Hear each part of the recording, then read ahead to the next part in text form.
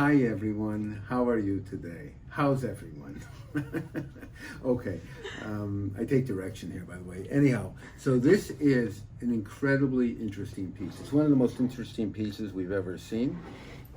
If you look closely, we got this in a while ago. This is a black and white photograph of the famous author, writer, poet, Walt Whitman. You heard of the Walt Whitman School, Auditorium. A lot of places are named after him.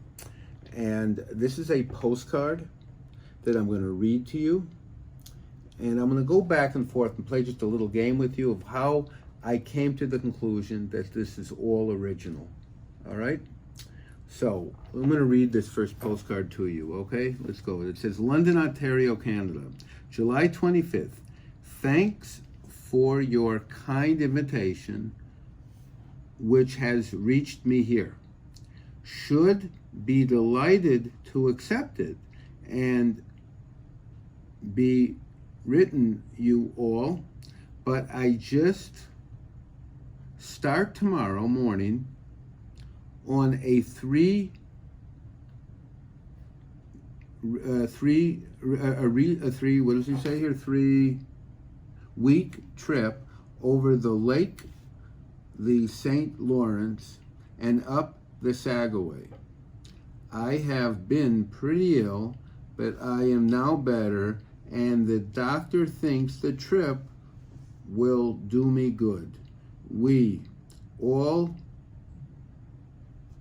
the way, we're going all the way 900 miles by boat, Walt Whitman. Okay. So it's actually also cut out in the back here. So it's actually, he wrote it on the back of a Canadian postcard. So I'm just going to go back and forth about the interesting things here. So I actually asked a couple of my assistants here over the last year what they thought. It was like people came in looking for a position. They wanted to help appraise for us. So I asked them what they thought of this and if there's any way they can prove in their opinion it's genuine. So in my opinion here, the first thing I did was I looked at it, and you have a picture here of Walt Whitman. This picture looks like it was taken probably from a newspaper, I'm guessing maybe in the 1920s. So the picture itself is not terribly valuable, okay? And not extremely rare. But now we have this postcard that's cut out here. Now, the first thing I want to tell you is, why is it that there's a different color between the inner postcard that's written and the, maybe we'll say 2 millimeters around the edge, where it's a light beige color. It's darker on the inside. So why would that be? That's one issue here. Another issue we have is it's cut out and put in this frame, and this frame is fairly old. Why would somebody cut out the picture in the frame? Why would they do that? Why, it costs a lot of money, especially at that time, to have cut out a mat and frame it this way. Nobody's really going to see that. So why did they do that? What's the reason for that? Thirdly, assuming this is an original postcard, it was mailed, okay? Why isn't the postmark stamped? A penny was a fair amount of money then, and if they mailed it, it should have been stamped, so they can't use the postcard again, the stamp again. Why didn't that happen? So let me go over this with you. Okay, so in my opinion, number one, the postcard dates the item, meaning that this postcard was issued approximately, I think it was somewhere in the 1860s, 1870s, when one stamp was the rate from Canada to the United States. So therefore we have the proper postcard for the proper time it was mailed. Okay, number one. Number two, why isn't the envelope stamped, the postcard stamped? Normally there would be a postmark in black ink so nobody could reuse it again. So the answer is a fairly obvious one, meaning if somebody worked in the post office and somebody deposited the letter, let's just say Mr. Whitman deposited the letter at the post office and they did not stamp the letter, okay? And then it went into a bin, and the guy who's stamping all the mail, and he notices that it's not stamped, and he goes, "Whoa, Joe, you forgot to stamp the letter. I think you should stamp it, postmark it." What Joe might say is, "Nah, forget it. We don't need to do it." You know why? Because it's a friggin' postcard and you can't use it again.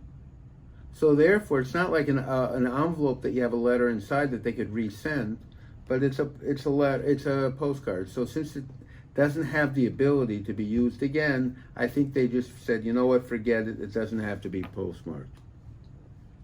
Okay.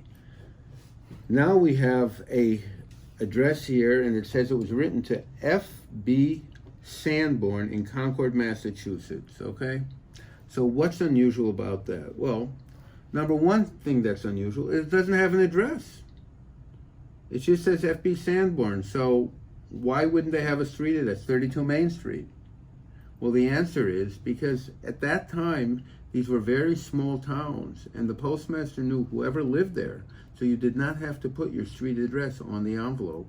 So F.B. Sanborn, by putting the person's name in the small town of maybe 100 people, was a clear enough indication of who it went to, and the postmaster would be, the mailman would be able to drop it off to F.B. Sanborn. So it did not have to have a street address.